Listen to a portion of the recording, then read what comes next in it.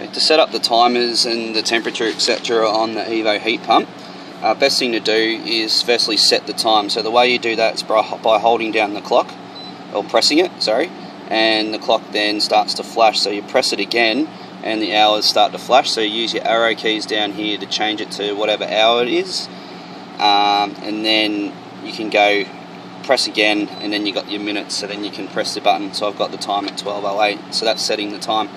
To set timers on this unit, you need to hold down the timer, the clock button, and then on appears just up there, and then you press it again, and then you just scroll through to what time you want the heat pump to come on. So in this case we want it to come on at 9 o'clock in the morning, so I'm just going to change it to that, and then you press the clock to set it, and then it will go to the off position. So you press clock again, and then you just change the time with your arrow keys to what time you want the heat pump off, or to go off, which we want it to go off at 5 o'clock.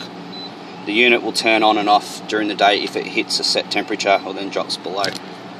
The way to set your temperature is by simply just pressing the arrow key. So we've got this one set to 28 degrees. If you leave it, it'll then go back to what temperature in and out to the pool is at the moment, which is 21 on this one. The last thing is you've got the sun up there.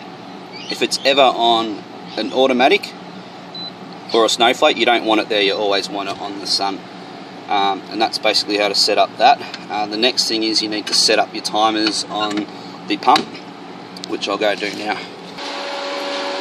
So because we've got the heat pump coming on at 9 o'clock and going on at 5, it's really important to run the Gemini on its two timers during the day. So I'll run the Gemini half an hour before the heat pump comes on, so I'll set it to 8:30. I'll turn it off at 12:30, and then I'll have it coming on again at about 1:45, and it will run to about 5:30. That's just so the pump and the heat pump can run together. So if they don't, then they won't operate. So that's how you do that.